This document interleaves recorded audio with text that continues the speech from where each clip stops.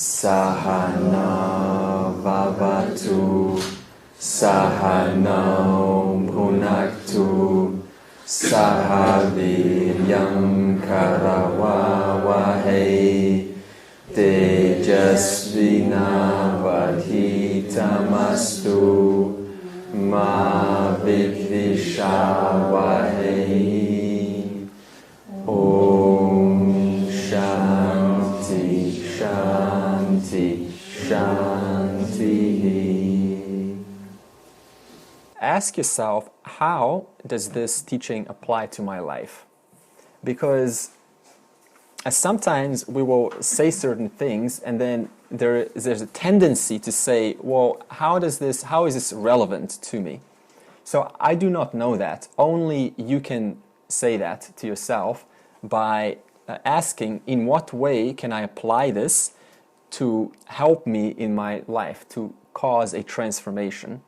Okay? So just keep this in mind. Otherwise, the teaching ends up being intellectual, more knowledge, more wisdom.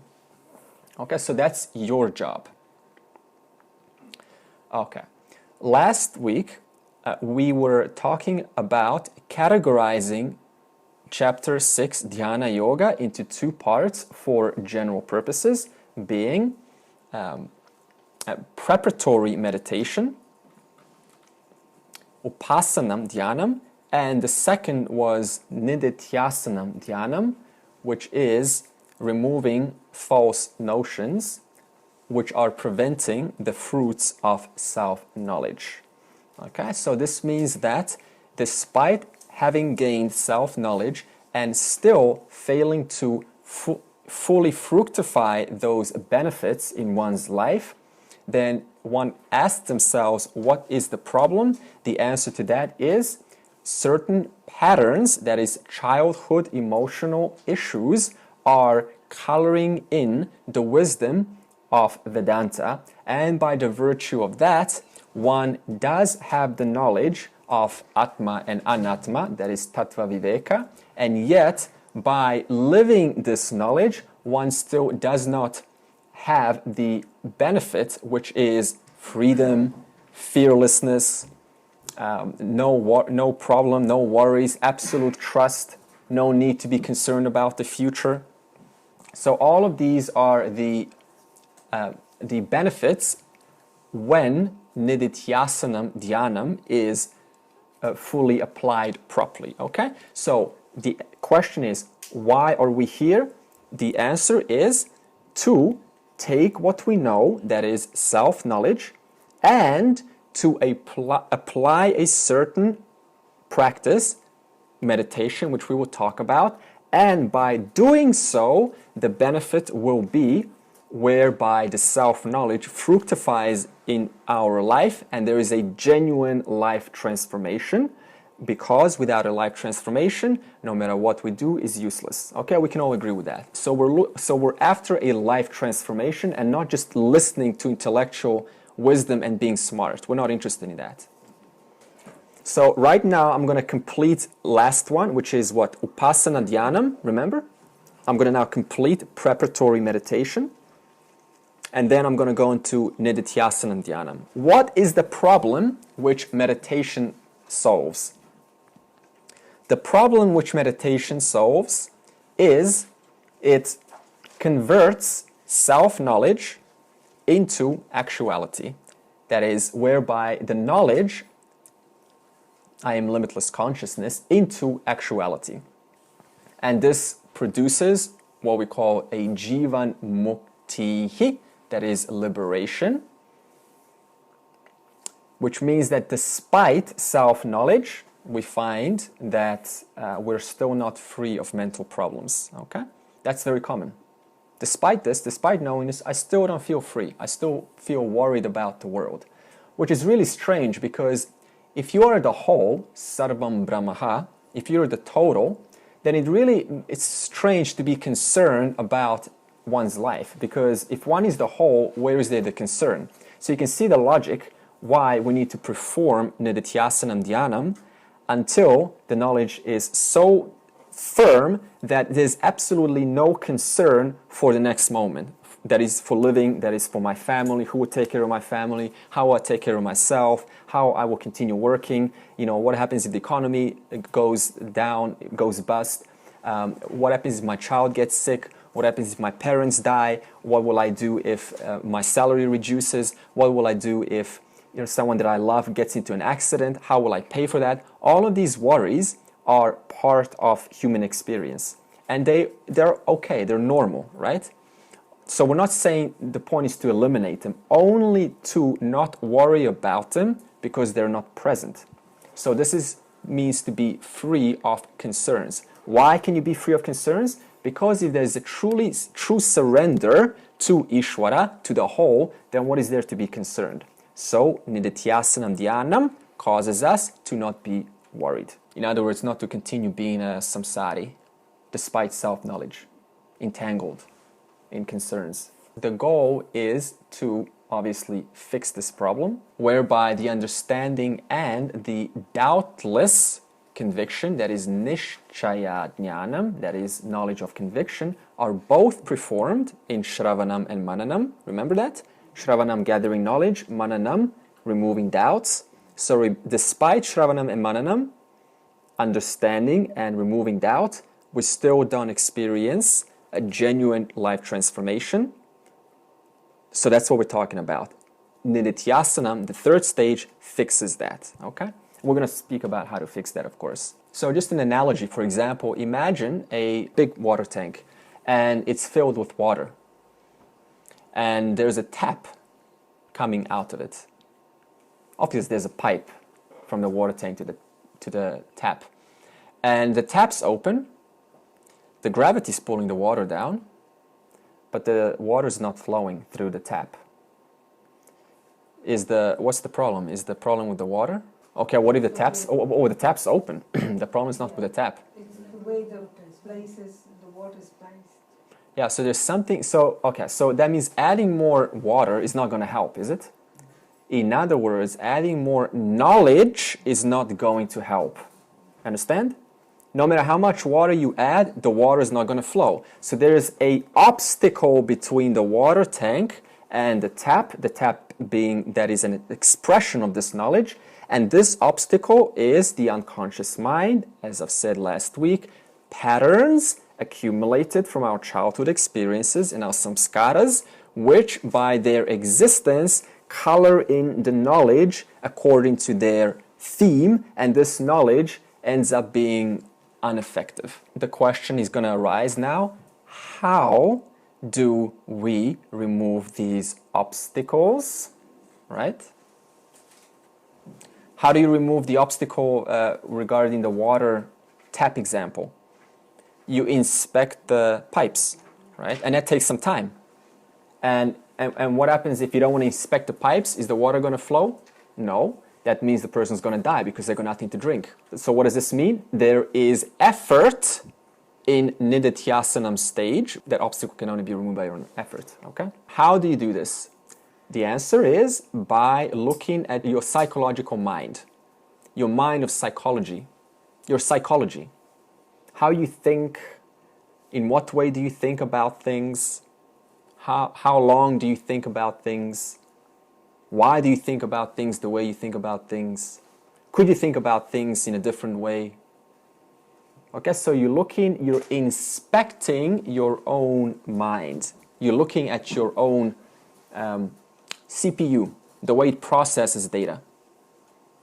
Because nobody else has your mind. You have your mind. That means no one's going to fix, nobody can help you because nobody is in your mind. You're in your mind. So you need to obviously look at your stuff. No one's going to look at your stuff for you with a magnifying glass, and go, oh, you need to stop thinking about your three X's before today, which is causing the problem, or some kind of guilt from childhood. These notions which stop us are called viparita bhavana. I'll use this word again, so it's worth noting. Viparita bhavana. And they are strongly ingrained in the unconscious mind. So viparita bhavana, what is that? Habitual notions about what? What does habitual notions mean? Repetitive tendencies to think about things in certain ways. Suppose I see a person different color, and then I think a certain thought about them. Well, where is that coming from? Coming from the past. And why is it coming again? Because I haven't investigated it into the past. So this means the habitual viparita bhavana will continue unless we inspect the behavior through which we are operating. This is your work. So this means that not only do we have one viparita bhavana, for example, that person, whoever it is, but we have viparita bhavanas for so many things. The way we speak, how much we're willing to listen, what should we hear to keep paying attention. If I don't hear something, then my interest is lost. If I do hear something, then my interest is fully alert. But then the question is, what happens if you hear something that you don't want to hear, but it's what you need to hear? Right? Because our likes and dislikes always tell us what is good for us, and the other side, what we shouldn't listen. But what if we should listen to that which we don't want to listen in order to move on in life? So these viparita bhavanas, these habitual notions, are our stopping points, our obstacles. Okay? So obviously you know where this is going. We're going to talk about removing these obstacles. One of them is, I am this body, mind, intellect, the strongest one actually, as Ramana so succinctly put.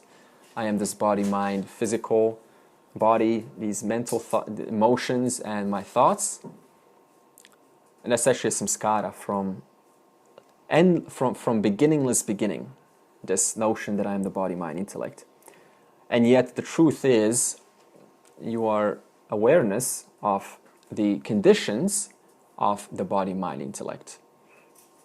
That's your nature. The awareness by which one recognizes the condition of their body. For example, if I take a knife and just do a little cut, then the body gets in pain, right? There's a little scar.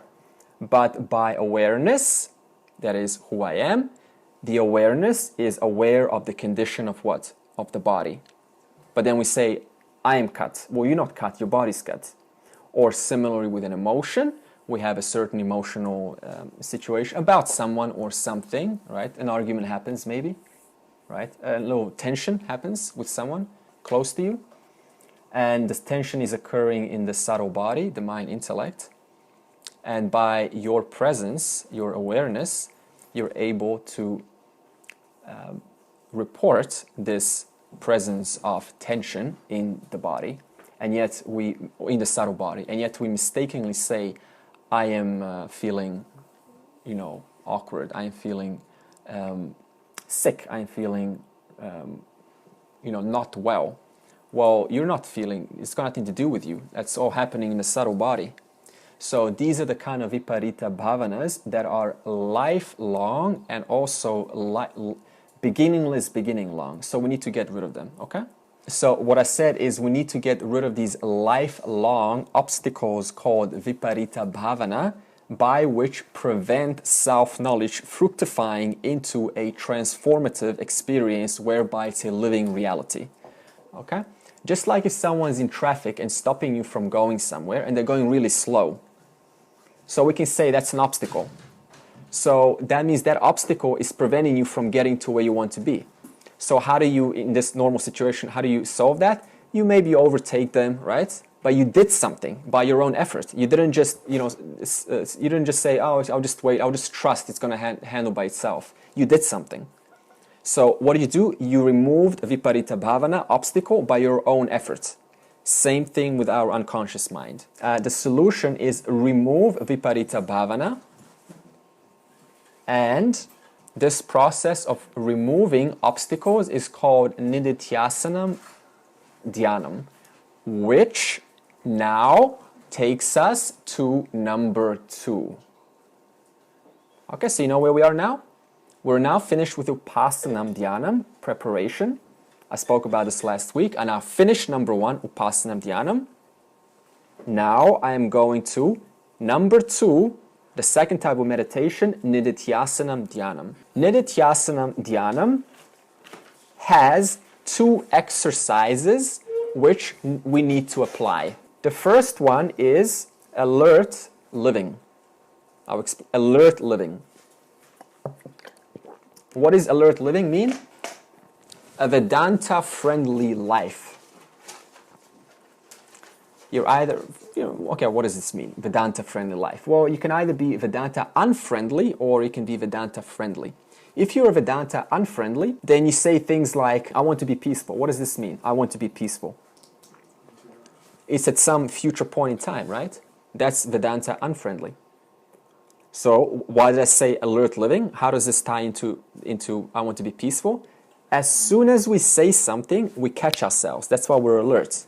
We're alert by our words because our words reveal what? What I say before? Viparita bhavana, habitual notions by which we can recognize through what we say in different situations.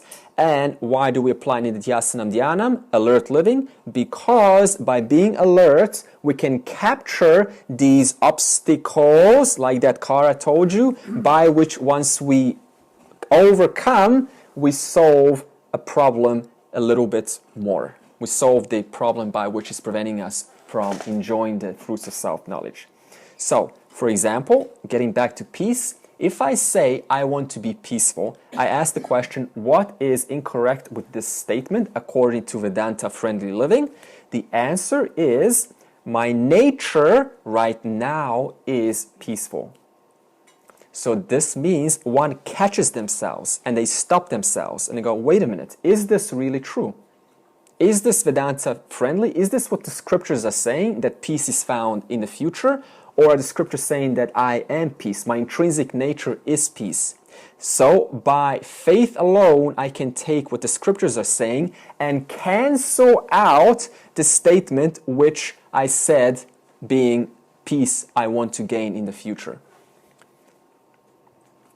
So this means, in summary, finding an opposing thought to what we say. If I say I want to be peaceful in the future, you find an opposing thought that cancels that thought out, and then you're able to move on to the second exercise, knowing that you've now undergoing alert living. And the second exercise is meditation.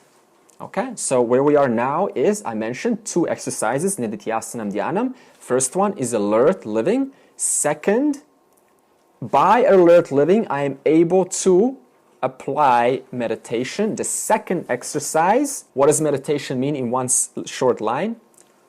I exclusively, please underline the word exclusively, spend time revising opinion about myself.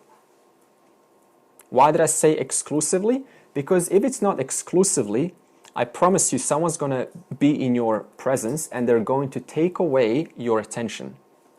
So exclusively obviously means just you alone, no one else, no matter how close the person is to you. This is why we have in some cultures, India in particular, have just meditation, like Rani's beautiful room with paintings and drawings, incredible. And it's just devoted to meditation. And that's your time where you exclusively spend time talking about who you are and who you are not. Revising opinion about yourself. So, what is exercise number 2? Self-opinion revision. Okay?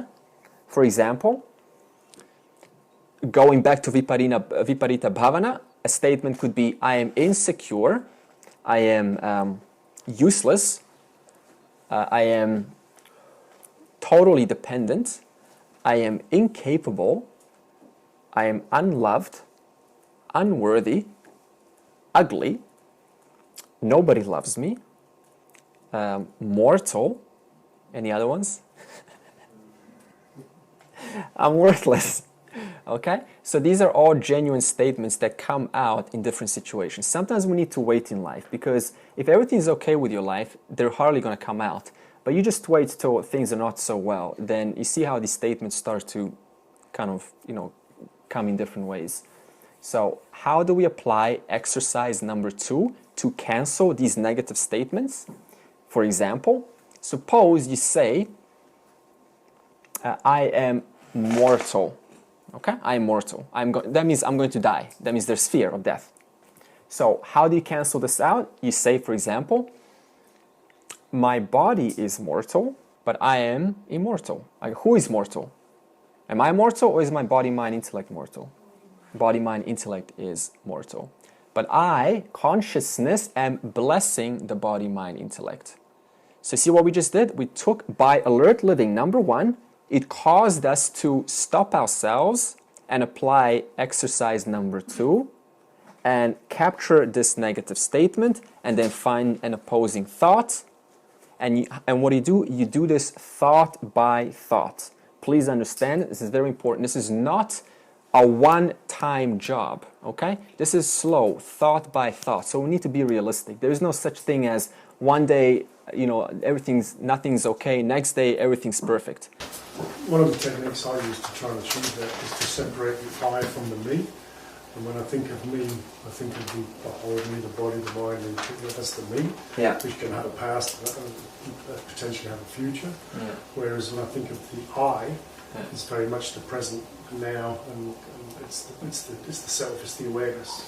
And when you start to get confused about what you're saying, where the blockages are, to try and separate the I and the me and put it into place. Exactly, and that's part of self-opinion revision. That means you can even ask, what do I really mean when I say I?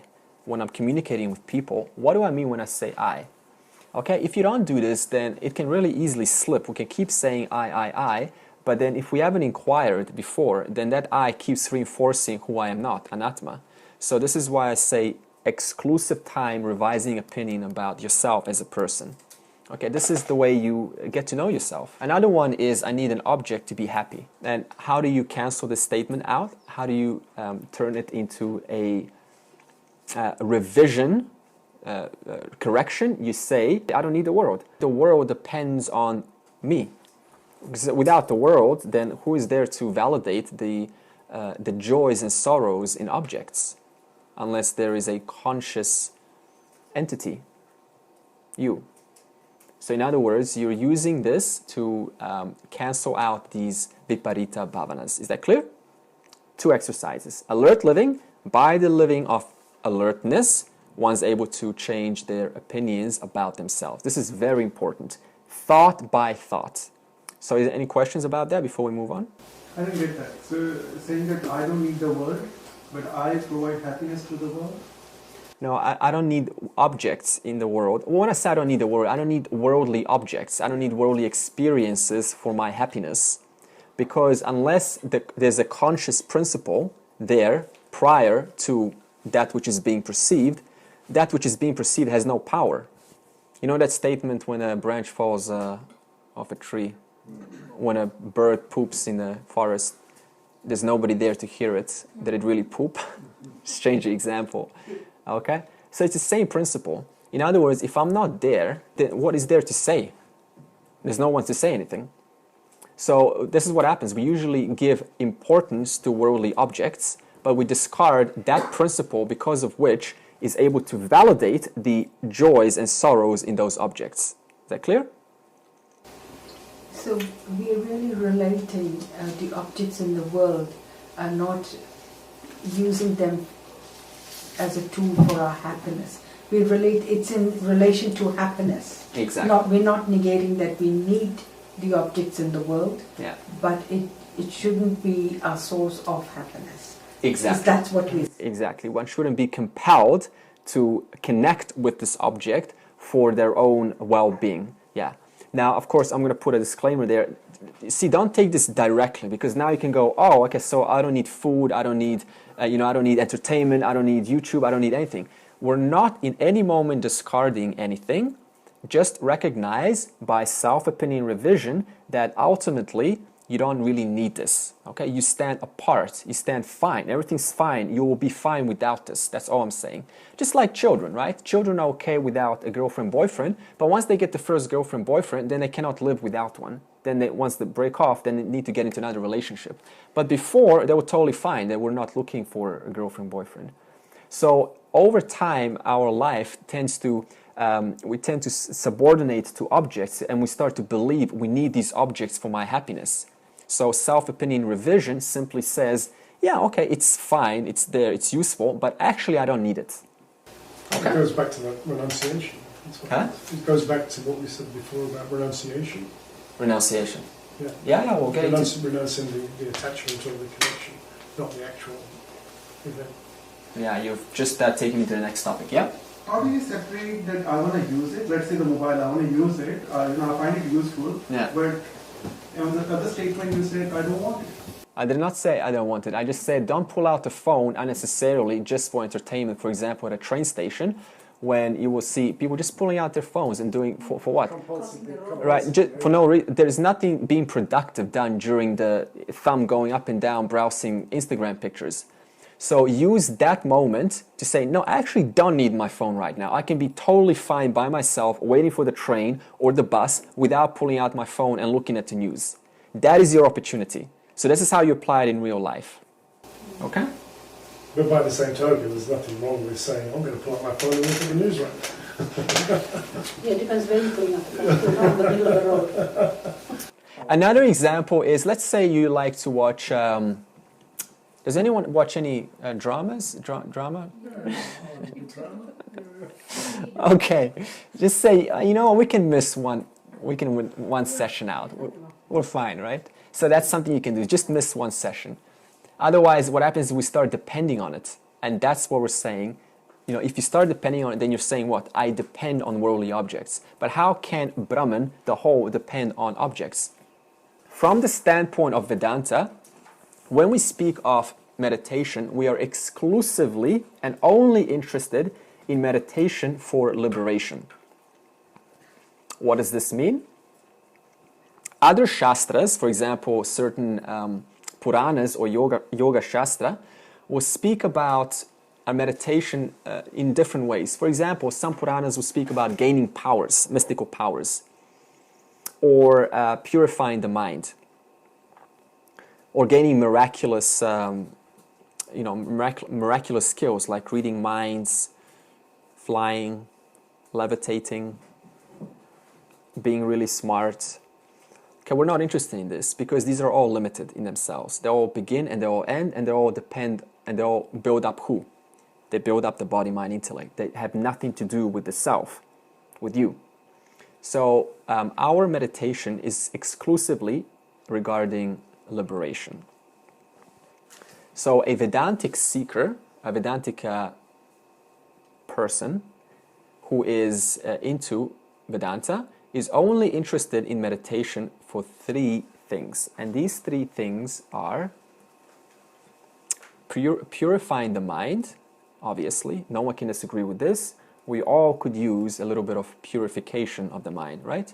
There's nothing to hide because we got these patterns, viparita bhavanas.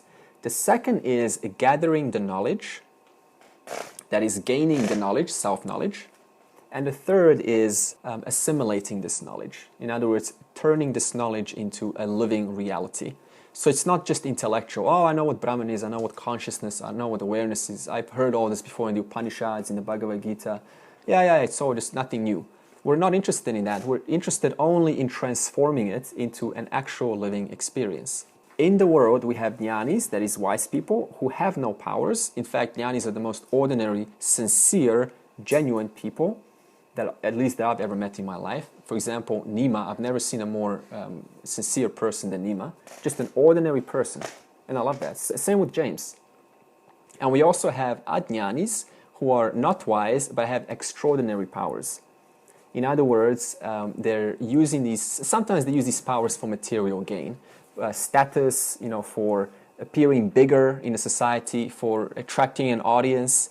All of these things we're not interested in, okay? So just to establish this, powers, a mature spiritual seeker is not interested in powers gained through, siddhis gained through meditation because they only hinder one's spiritual progress. Okay, now the next topic we want to get into is 2 roles of meditation. The first one is before study of scripture called Upasanam. I'm just now revising, by the way, what we already learned. The first type is before study of scripture, and the second type is after study of scripture. Okay? So, once again, summary, there are two types of meditation. One is performed before the study of scripture, and one is performed after the study of scripture. The first one's called Upasanam Dhyanam, the second one's called Nididhyasanam Dhyanam. So now we will talk about number one. I said study, right? So what is study? Study is, you got that on your paper? Study of scriptures. So what is study? Shravanam and Mananam, or Jnana Yoga. So what is Jnana Yoga? Shravanam and Mananam. What is self-knowledge? Gathering the knowledge, and once I have gathered the knowledge, I inquire into the doubts which are produced as a result of the gathered knowledge. So this means if I teach you something, right, and you learn it, and obviously because there's new knowledge, you're going to have doubts. Yeah, but how? But why? But when? But how? But with who? That needs to be removed through Mananam. So, Jnana Yoga equals Shravanam and Mananam. That's the study part. So this means that That's Dhyana Yoga, not Dhyana Yoga. That's Jnana, that's knowledge. Yeah. J and long A. Okay, so this means that we can summarize the entire spiritual progress for every single human being in the past, present, and future, irrespective of race, of creed, or color, or any background, into three simple progressions. The first progressions that everyone, including all the lifetimes, right? Not just one, but all lifetimes. The first one is preparation, that is mind preparation, that is Upasanam. The second is Jnana Yoga, J, that's the one with the J, Jnana Yoga. That means once you prepare the mind, then you go through what? You go through study of the scriptures for a length of time. Does anyone remember the definition of Shravanam and Mananam? Systematic and consistent study of Vedanta for a length of time under the guidance of a competent acharya is the definition of Jnana Yoga. Okay? So once again, the first part that we all go through is preparation. Can anyone disagree with that? Does anyone come to this class without having done years of preparation? Impossible. And even if you do, it's not going to work, right? It's just going to be intellectual. Once the person's prepared, what happens next? They're naturally attracted to, I want to know. That's a natural progression. And I want to know, what is it that I'm preparing for? For who am I preparing? Is there more to life than what I've been living? So that's Jnana Yoga. And the third stage that everyone goes through is Nididhyasanam, which is for Jnanam, that is knowledge assimilation, for actualizing the knowledge gained in stage 2 Jnana Yoga. Now, remember those two parts I said? The second part is after study of scriptures. Remember that? So now the question is going to come up, why would I want to study, why would I want to do meditation after studying the scriptures? Isn't self-knowledge going to end the journey? Shouldn't that be it? Shouldn't that be the end? So the question is going to be, why should I continue meditating even though I have clear vision of Atma and Anatma, self and non-self? Why? What's the point? So the answer is, okay, what is the purpose not for? That's what we're going to first answer. It is not for Brahman experience. You are not interested in doing meditation to experience Brahman. You're not interested in converting self-knowledge into Brahman experience. Can someone answer why? Brahman's not an experience. Yeah, super. Yeah, super. So the answer is because the Shastra clearly state, as do all the rishis and jnanis, that the only big letters, only consistent experience that we all have is me as consciousness. When are you never not available to yourself? Huh? When are you never not available? Deep sleep. Yeah, but you just said that. That means you also are available during deep sleep.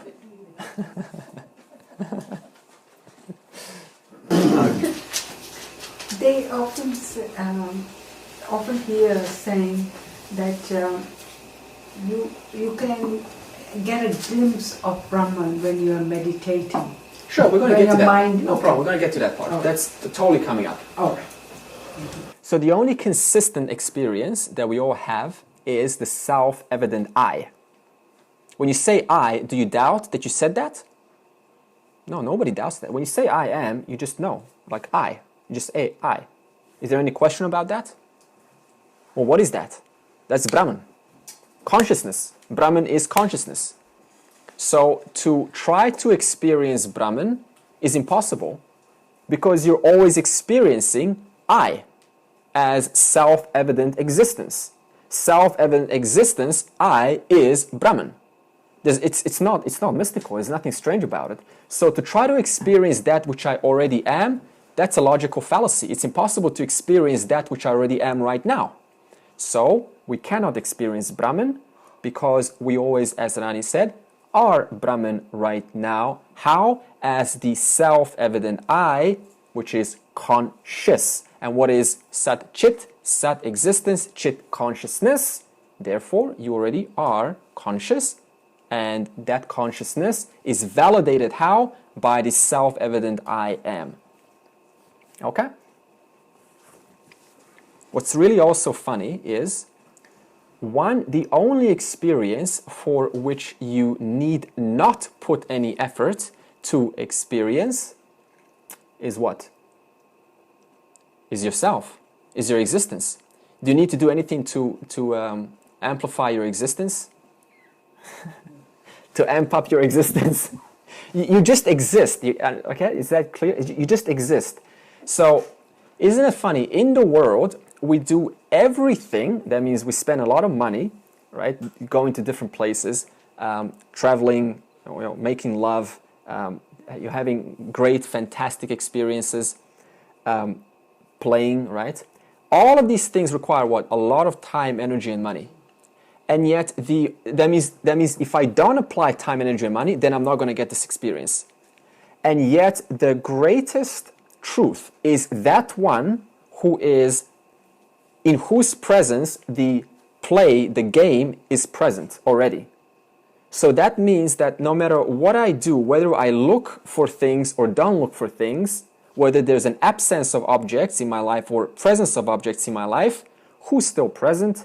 I am. So the most important principle is that I, and yet what's funny is we discard the most important principle by what? Dumping experiences onto it. How? Through time, energy, and effort. So what is our problem? Our problem is we do not want to accept that our ordinary self-evident I am, consciousness, is all there is to truth. There is nothing other than that. And because we're unwilling to accept it, why? What I said at the beginning, viparita bhavana, beginningless beginning samskaras, which prevent us from accepting that, we then go into a process called samsara. So we look for experiences by time, energy, and effort. All right. For example, if I turn my head one way, I see person A. If I turn my head the other way, I see person B. And yet, that means what? I had to do something, right? And yet, there is nothing that I need to do to experience the light which is already illumining person A and person B. The light was already present, illumining person A, illumining person B. All I had to do was just make the effort to move my sense organs towards one person, sense organs towards the other, but that was already illumined That's how I was able to verify it. Similarly, one needs not do anything to experience consciousness, because consciousness is the very principle by which you're able to identify person A and person B, which is how you're able to validate person A and person B, object A and object B. Understand? Okay. Which means, in summary, you need not do anything to experience the light which illumines objects, and that light is who? You are. In other words, you cannot do anything about yourself because you just exist, and that existence is consciousness. What do we do? We discard that and we go, no. I need to find an experience to validate my existence. I need to go into some transcendental state to validate that I'm worthy of liberation. So then a person goes into a samadhi of some Kriya Yoga, some kind of a samadhi, and then they go, I experienced transcendence and therefore I am worthy of liberation. But the point is, the person who began the samadhi, before the samadhi was there, the person was still there during the samadhi, and the person is still there after the samadhi is gone. Thus, what changed? The person didn't change, the awareness didn't change. What changed? The state. No samadhi, samadhi sustenance, samadhi destruction. So this means you cannot do anything about the light, the self-illumining principle, which you already are right now, which is validating these words which I'm now speaking. Next topic. What is the true purpose of meditation? What's the point of chapter 6? Why are we doing chapter 6? The answer is experiencing Jnanam Palam. In other words, gaining the benefits of the fruits of self-knowledge. So what do I mean by this? If you learn something, okay, suppose how do you learn to drive a car? You first do Shravanam, right? You gather knowledge. And then you remove your doubts, right? A little bit of driving around the roads. But then what happens? How do you gain that conviction? How do you get established as a driver? By practice. Huh? By practice. Yeah. Yeah, exactly, by practice. So that practice, which causes you not to have any big deal about you being a driver, is nididhyasanam. So, and what happens when you're a good driver? You experience the fruits of your knowledge, which you learned earlier. And how does that happen? You experience the fruits as in going from place A to B, getting the work done, going to your job, making some money, coming back, doing your groceries, right? That's a fruit. In other words, similarly, Jnana Palam, this fruits of self-knowledge, is gained through nididhyasanam. That's the true purpose of meditation. And what's the benefit of this nididhyasanam? The benefit is shanti, fullness, freedom, fearlessness, completion, cheerfulness, despite external circumstances. Okay, so once again, I'm not saying that the person is going to have a smile all the time. That's unrealistic. We need to get just realistic, down to earth. It would just mean that despite what happens, the person is not so much taken off course anymore, right? You're not so much disturbed by it. It's fine, like it's fine. It comes and goes. It's not going to last forever. Now, what happens if you fail to gain the knowledge? Remember what we said last week? Knowledge is like a mirror. Remember that? And so what's the only way you can look at your face clearly?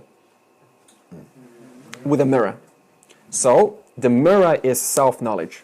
So what happens now, situation, if the knowledge doesn't work? What I say, the only way to see yourself, to see the eye or your face, is through a mirror. But now I pose a question. What happens if self-knowledge doesn't work? Huh? That means, exactly, that means you need to go back and use the mirror all over again. Okay? One way could be to wipe off the dust of the mirror. The other way is to go and perform what's the first stage of meditation? Upasanam dhyanam. That is meditation before gaining knowledge.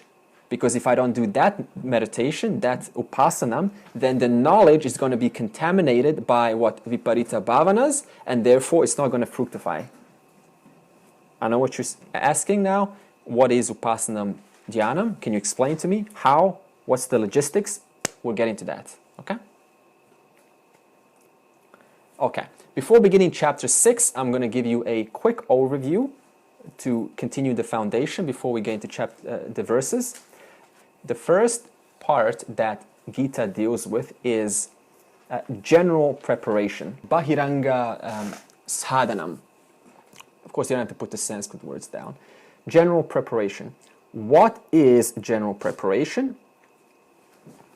Disciplines observed throughout the day by your engagements and interactions with the world.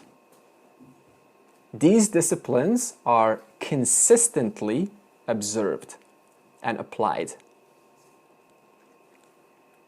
And you'll see the importance of these disciplines. The second one is specific disciplines. This is called antaranga sadhanam. What is specific disciplines? The second one is to be observed right before meditation, not during, not throughout, just right before meditation. So the first one is practice constantly. The first one has nothing to do with meditation, okay? It's just a life of stability.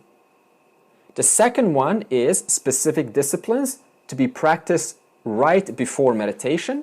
The third one is the process of meditation, dhyanam swarupam, that is the nature of meditation. This is going to answer what is meditation. Is it concentration? Is it a state of thoughtlessness, silence? Is it a destruction of the mind? The first one is general disciplines. The second one is specific disciplines. The third one is the practice of meditation.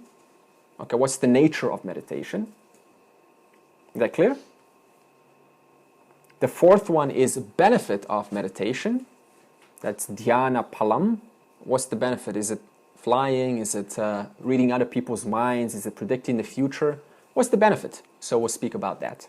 And the fifth one is obstacles during meditation and their remedies. Biggest ones will be sleep. If you really want to go to sleep, just start meditating. In fact, meditation can be a cure for insomnia for some people. Can't sleep, I just go meditate, fall asleep. So we have to overcome these obstacles. Okay, so now we're going to discuss number one. What's number one? Yeah, general principles to be observed throughout your interactions or engagements throughout the day, so that and by which you will be able to get into stage 2, where you will not be annoyed.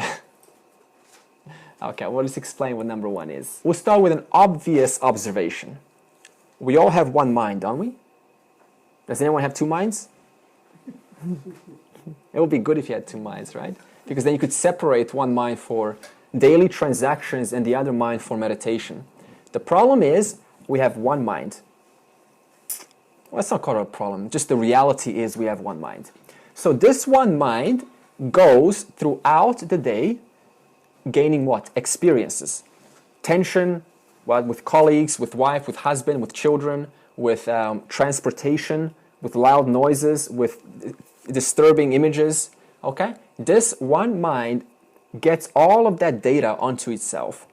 And that same mind has to then go and sit in meditation. So how do you think that's going to play out? The way it's going to play out is the circumstances of the day are going to carry forward into meditation. Therefore, meditation will be impossible. It will be a struggle against the circumstances which have happened during the day. So now you can start to see what number one actually is. Disciplines by which the continuity of them, I will minimize the chance of that one mind taking the circumstances of the day and carrying them into the meditation. So we need to reduce that. Just for example, who watches tennis? Okay, Djokovic and Nadal, they like to play together. And one of them is going to lose, obviously, and the other one's going to win. So whatever happens, whoever wins and loses, they're going to go through what? An emotional up, a very high emotional moment. It doesn't really matter if you win or lose. You're still going through an emotional moment, are you? Yeah. Absolutely. So, do you think they're going to sleep well that day?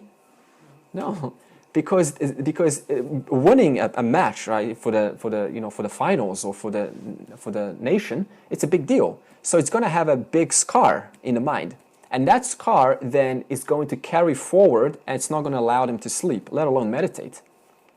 So you can see. So what happens with a bunch of small, blocks of emotional disturbances throughout the day?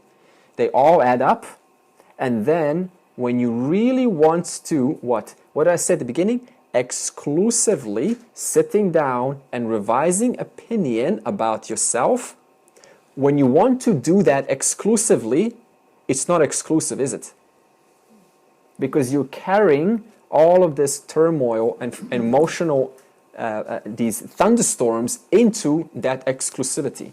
So it becomes a fight against worldly transactions. So now we need to find a way, how are we able to create a sustainable day which doesn't create these emotional thunderstorms during our exclusive self-opinion revision? The answer is maintain and keep the mind in what we call samatvam. Samatvam, what is samatvam? Samatvam is mental equipoise. Okay, so that means we're not talking about emotionless person, right? A person who doesn't now respond to emotions at all, because that's a wall, right? It's like if you want to talk to an emotionless person, just talk to a wall. So we're not speaking about becoming a wall. We're speaking about still being a human being, just not being constantly swayed by these emotional thunderstorms. Okay, in other words, not being carried away by joys or sorrows. If things are going really well, what do? We freely, as though nobody's watching us, we dance, right? We dance in joy. We're super happy. But then what happens after that? Crash. And this crash and this joy, which we allowed to be carried away by, then ends up into our meditation. So samatvam is taking ownership of one's state throughout the day, not allowing to be carried away by high joys or low or sorrows. Sorrows, for example, like some relationship problems or something. So samatvam is mental equipoise, remaining neutral to both profit and loss. I don't mean emotionless, I just mean not being carried away by it. Okay, and what is the means to samatvam? Because I spoke about samatvam, now you're going to say, what is samatvam?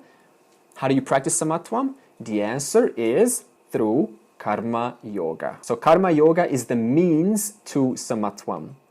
And what is karma yoga? The art of living a balanced life through which one does not go through extreme ups and downs. Karma yoga is general preparation for Jnana Yoga. And what do we say number one is in Bhagavad Gita?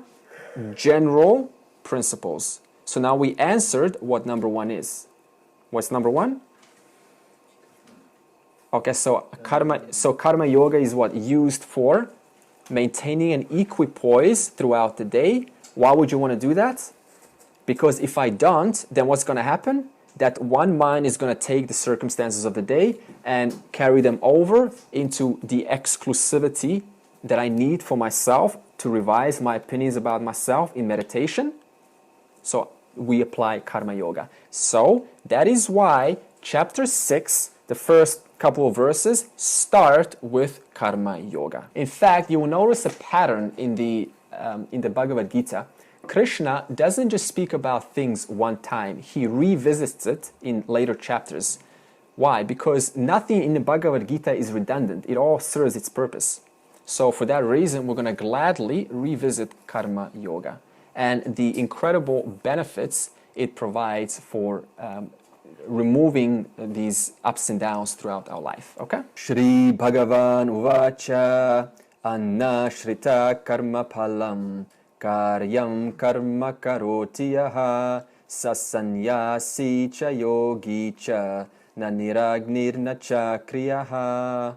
Okay, what is karma yoga? So karma yogi is one who considers spiritual progress as priority in their life. That means they put dharma and moksha as priority. This does not mean they put aside artha and kama, that is wealth and pleasure. Wealth and pleasure are only used by a karma yogi to subserve their main goal of dharma and moksha. In fact, kama and artha only come as a natural byproduct as a result of following dharma and moksha. If you do something good for another person, right, what's going to happen? You're going to feel good, right? And what is that? That's kama. So it produces natural kama. So if you follow dharma, you will naturally experience kama most of the time. If you know who you are, then there's what? There's peace. There's shanti in life, which is kama. But what do we do in life? We pursue kama and artha without dharma and moksha. And what happens? Person gets into gray areas of business. You know, they do things that are illegal, false, damaging to the society. Why? Because there's no guiding principle of dharma. So a karma yogi is one whose sole interest in life is dharma, that is following what is right and preventing or avoiding what is not right, and moksha. Second question is, what kind of actions does a karma yogi undertake? Karyam karma karotiyaha. It's there. But the other word is nishkama karma. So the question was, what kind of actions does a karma yogi perform? The answer is nishkama karma. What is nishkama karma? Desireless actions, selfless actions, agenda-less actions. Actions which have no agenda to please me alone. Such actions can only then mean that those actions which are under the category of nishkama karma not only benefit the person, but also benefit others, right? Because it's not about me, it's about the total. And why does a karma yogi think like this? Because a karma yogi knows that the person who is doing the action is not apart from the total. Therefore, if I hurt the total, I am hurting myself because I am part of the total. If not physically, then psychologically as a form of guilt, shame, or embarrassment. So what Krishna is doing is he's glorifying karma yoga, okay? You'll see now why. But he's saying that karma yoga is also a karma yogi is also a true sannyasi. And what is a sannyasi? One who is a renunciate. It doesn't say renunciate of what, but just one who has renounced. So what has a karma yogi renounced? Because a karma yogi is what? A grihastha ashrama, a householder. So what has a householder renounced? Desires. Exactly. Right? Because you ask, well, wait a minute, what is it? You know, we haven't renounced anything. We're still, you know, in the world, we're still, you know, with children, still family, still business. What have I renounced? I have renounced my concern for the future. And that's as good as saying desires, because what is a desire? To get something, and what is that? Future. So a karma yogi has renounced their desires and also understands that the field is providing the results. That means the field is giving me by their causes and effects whatever I get. So for that reason, the karma yogi does not mind whether it's the action is successful or it's a loss, whether there's a gain or a loss. Why? Because a karma yogi knows there are far too many circumstances in the world to control. And it's unrealistic for me to expect that by putting out an action, I'm going to get exactly what I want. Because there's too many people involved, the weather changes, the moods change, right? You just never know. So for that reason, the karma yogi is able to renounce desires of expectations of how things are to work out. For that reason, we can call a karma yogi a sannyasi, because he or she has given up the expectation of wanting things to turn out according to what I believe should happen. In other words, a karma yogi accepts both. Okay? Profit or loss, it doesn't matter. Why? Because either way, I learn. Everything is a lesson. So how can a failure be a failure if I learn from a failure? How can a success be a success if the success is just a lesson causing me to have a better life transformation, a better experience in life, to serve more people? So a karma yogi sees everything as a game. As what? Ishwara prasada. A gift of Ishwara. God's will. I'm only an employee of God, and whatever I do, whatever results I get, without criticizing the results, because the results come from the very principle by which this person is sustained, is born, is sustained, and will die back into Ishwara. So therefore, a karma yogi surrenders his or her action to God's will. Why? Because they know that everything is Ishwara in the form of laws and orders, operating unceasingly. And this person, that is you, are just one little employee of Ishwara who is also under these laws and orders. Okay? So it does not stand to reason to expect something exclusive, because that's actually quite selfish. Like, what's so special about me that I should always get what I want? So this means one needs to release the results to get exactly what they believe should happen. We almost need two words for desire, don't we? One is a gratuitous self-imposed desire, and the other is for a desire which is actually motivated to just go and do something. That's true. So one's natural desire, and one's desire out of my own agenda. And one's desirelessness, which on the outside looks like there's a desire, but it's not a desire. It's just an innocent, like a child. Like, child has no agenda. A child just naturally kisses mommy, or mommy kisses child. They don't have an agenda. They just do it innocently. So a karma yogi can also be considered a meditator. Why? Why can a karma yogi be considered a meditator? Think about, okay, what is a meditator? What's a traditional meditator? Someone who applies their Attention, focus. And where is the karma yogi's attention? On what? God. Ishwara. So, a karma yogi is also a true meditator. Why? Because in meditation, where's your focus? In one single point of focus, one subject matter. And what's this one subject matter of a karma yogi? Ishwara. Therefore, a karma yogi is not only a sannyasi, but is also a true meditator. So once the karma yogi plans, okay, what does plan mean? It means when you do something, you do what? You first plan what you're going to do, right? You don't just do it. That's impulsive. Once the karma yogi plans, then what happens? He or she puts the actions into the field, and once those actions are put, then the karma yogi releases the need for those actions to turn out in a certain way. So that's what a karma yogi is. So however they turn out, either way, it's a lesson unto me, which I can be grateful for. Krishna is also saying that a karma yogi is better than a sannyasi. Here's the problem with sannyasi, okay? Not all of them. Suppose a person puts on ochre, the yellow-orange robes, and they sit down. Sometimes what happens is the person starts to think, how many disciples am I going to get? Right? When am I going to start my ashram?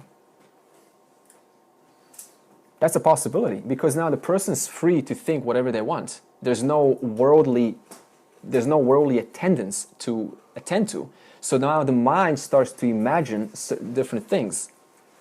Whereas for a karma yogi, a householder who has life of responsibility, who is working, who is engaged in genuine worldly matters, is what? Focused where? Ishwara, plus is doing what has to be done to attend one's duties. And where is the space for that to be thinking about my own agenda? When all that a person, a karma yogi, thinks about is how the whole field is Ishvara, the results are Ishvara, the giver of the actions is Ishvara, the responders are Ishvara, everything's Ishvara, and plus is constantly doing the best they can. Therefore, they are also a sannyasi. And what is a sannyasi? A person who has given up everything for what? Pursuing God. And what is a karma yogi? Everything they do is for what? For God. So you see now why karma yogi is a true sannyasi and why karma yogi is a true meditator? So once again, a karma yogi is a true sannyasi. Why? Because a sannyasi always thinks about, for one purpose in life, liberation. Dharma, moksha. But that's exactly what a karma yogi is thinking about. And second, a meditator is only focused on one point, but that's exactly what a karma yogi is doing, focused exactly on one point.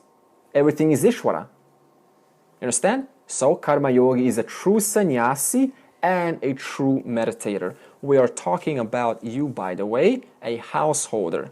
So that means if you're a householder, assuming you have worldly duties, assuming you're listening, assuming you're applying karma yoga, that makes you a true sannyasi and a true meditator. That's what Krishna is saying. I'm not saying this. Krishna is saying this from Bhagavad Gita. So obviously Krishna is now glorifying karma yoga. You can see how beneficial it is. Also, a karma yogi is once again better than a meditator.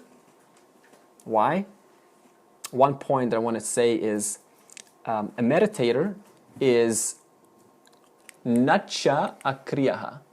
Okay, this is a good point because what Krishna is saying here is a meditator who looks like a meditator on the outside, that means perfect posture, right?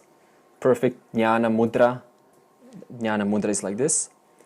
Perfect breathing, perfect clothes. An external meditator who looks perfect on the outside but is thinking inside of worldly matters is not a true meditator. That's why it says nacha akriyaha. Why? Because what are you meditating on? You're meditating on the same things that a worldly person is concerned about. You're just changing the body. You're just still the body, but still thinking about the world. So this person is not a true meditator. One simple example is, when we pay moments of silence for the dead. So we all say, okay, now let's have 1 moment of silence. So everyone goes silent. And then the thoughts, what am I going to cook tonight? What should I fill out a report? Should I say sorry or should I not say sorry? Man, when am I going to get home? Has the 1 minute passed by? How long is this going to go for? I wonder what others are thinking right now. What am I thinking? Why can I not silence my mind? Right? All that happens in that 1 minute is what? Anything other than paying respect for the person. Same thing with meditation. If the person doesn't have proper preparation, upasana dhyanam, all that's going to happen is these thoughts. Whereas to a karma yogi, as I said, who is always engaged, busy with the worldly activities, looking at everything as Ishvara Prasada, everything is God, the mind is always occupied with worldly duties and seeing everything as Ishvara. Thus, the mind cannot sway into different thoughts. Therefore, a karma yogi is a true sannyasi and a true meditator.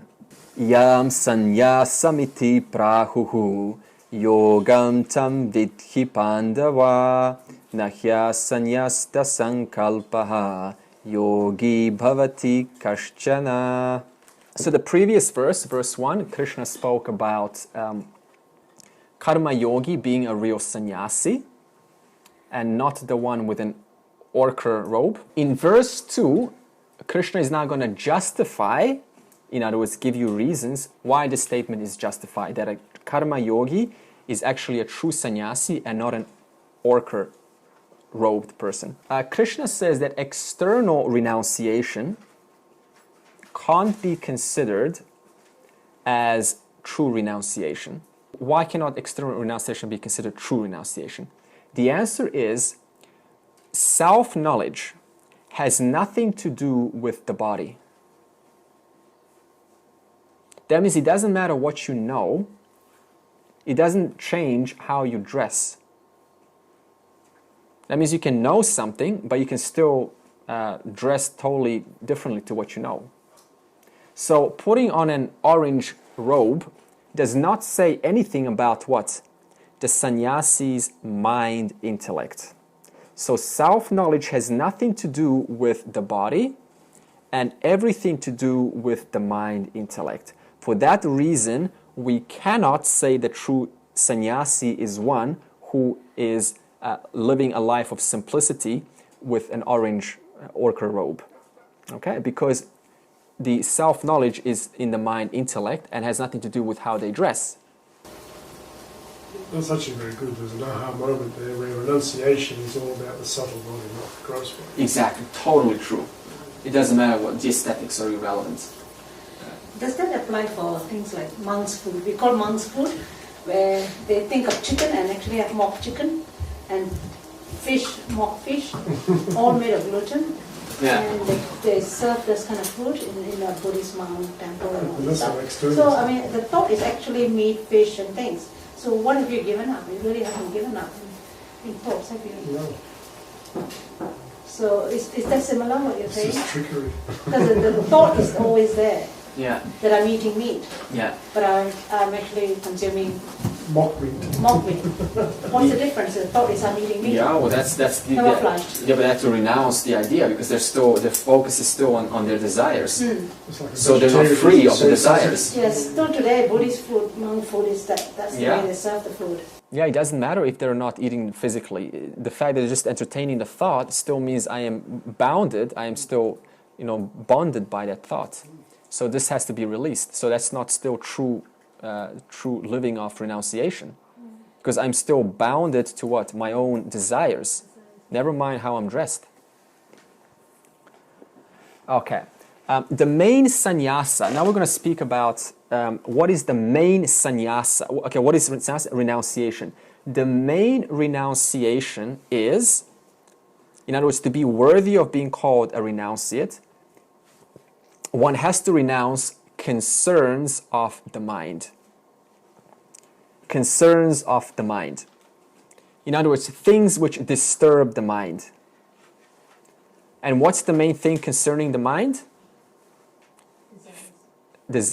Future-based thinking. What will I do in the future? This problem is doubled if you're married, because now not only are you married, worried about yourself, but you're also worried about the other person. What will I do if they die? What would they do if I die? What will my children do? To whom will the house go if both of us die? What happens if they go into an accident? What happens if I go into an accident? How is the government going to give this money to them? Do I have a will? Do they have a will? Right? So the problems are doubled if you're married. So that means you have to manage that. Okay? Either way, the main thing that has to be renounced is concerns of the mind, meaning future-based thinking. This constantly haunts the person. And why? Why do we have to renounce this? Because future-based thinking prevents self-knowledge.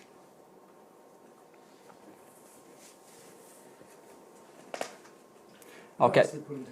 Wait. So this future-based thinking, which I'm talking about, this constantly worried about the future, is called sankalpa.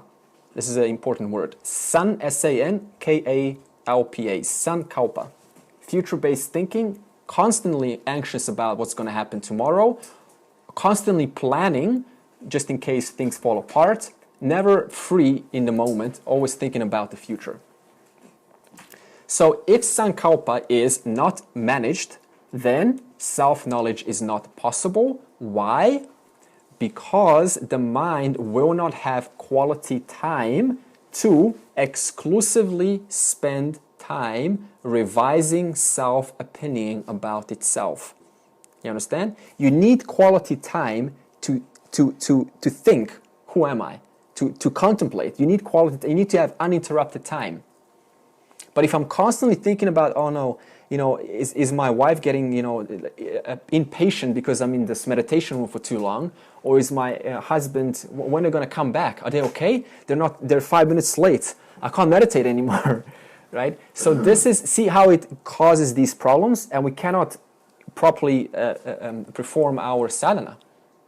But shouldn't we qualify whether that's coming from thought or intellect? Because as a designer, you've got to try to use your imagination to envisage what you're actually putting together for something that's going to be produced in the future as an intellectual exercise as part of what you do, which is a different kind of thinking coming from the intellect. Good. Okay, you nailed another point, which I was going to get to. Yeah, you're already reading ahead. Okay. There's a difference between, by the way, now the Martins mentioned it, difference between worrying and planning.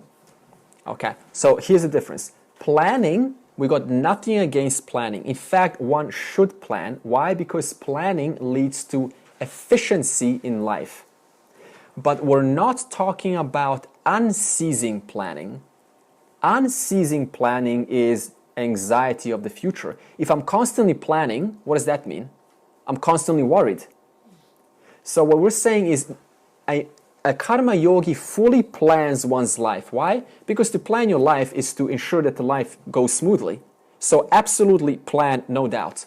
But to constantly plan, today, right? Every new day you say today, plan today, is to be constantly anxious or worried about the future. So you need to differentiate that. Okay? So we're not against planning. You should plan because why? Planning before an action increases the output of the action, the quality of the action, the performance of the action, the quality of the action. If I don't plan, then the action still has a result, but it's a lot lesser in its texture, in its quality, because I haven't thought it through. But to constantly worry, to constantly plan, that has to be renounced. For that reason, what is a true sannyasi? How do you get qualified? How do you get worthy of being called a sannyasi as a karma yogi? Because we said karma yoga is a true sannyasi. Only if you're able to renounce the need to constantly plan. Sankalpa means to constantly worry about anxiety of the future. So one has to renounce sankalpa. So what's the obstacle to self-knowledge? Now having said about sankalpa? Future-based thinking. Yeah, which is sankalpa. So, Sarve bhavantu sukhinaha, sarve santu niramaya, sarve bhadrani pashyantu, ma kaschit dukkha bhag bhavet. Om Shanti Shanti Shanti. Any questions? Yes, the renunciation of worry, what's the difference between suppressing it or what's the alternative? Because suppressing it's obviously going to be bad down the track, but what's the practical way of renouncing the worry? What's the practical way of okay? Sorry, go on. Yeah. Okay, we're not going to suppress it because that's as good as denial, right? That's escapism. So the way we deal with worry is to see for example, what's the worst thing that can happen, or what can I do to ensure that this does not escalate into a worse situation. So some action, one or two things you can list down, right, that you can implement throughout your day or in the circumstance, which would reduce the potential of that worry fructifying. It's something that you do on your own part. As long as you feel comfortable and you can say, you know what, I have done all I could. I've done one action to prevent the possibility of this happening, so I don't really have to worry because I've done the best I could. Right? The other reason to renounce worry is by understanding that none of this is yours. You're not the author of this creation. Ishvara is in a form of laws and orders. Therefore, whatever happens has nothing to do with you. everything is operated by the needs of the total. So if one can come to the understanding that how Ishvara operates is not by satisfying your worries or giving you worries, but it has to operate to serve everyone, because to Ishvara, even mosquito is equal to a saint. In other words, if a mosquito needs to drink someone's blood to survive, the mosquito will bite a saint and will give the saint malaria. The saint will probably die, but the mosquito at least lived. So Ishvara is completely impersonal. So by this understanding, you can start to see that there is no point worrying, because what is going to happen will happen anyway, and you really have not much control other than to do the best you can in the moment.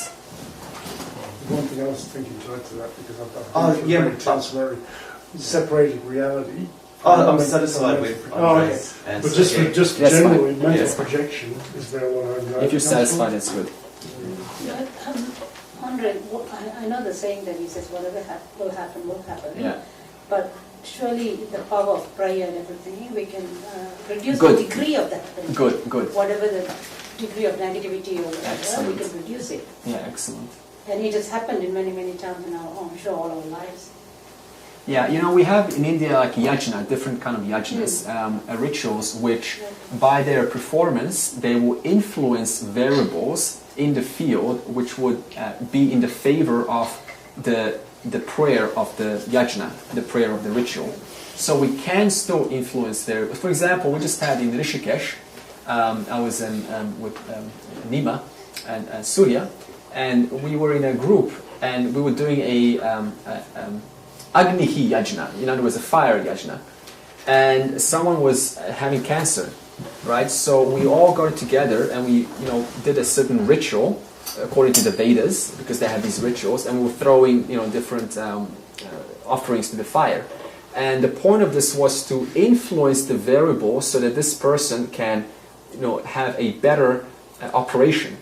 So what does this mean? For example, influencing the doctor to make sure the doctor is sharper, right? So before the yajna, the doctor could be a little bit dull. After the yajna, the variables get influenced, where the doctor is a little bit sharper. So it hasn't really influenced the field, it's just influenced very isolated areas. So how does a prayer work? It influences different variables which do not impede or infringe upon others' free wills, but it impacts very small isolated areas which are able then to perform in accordance with the prayer.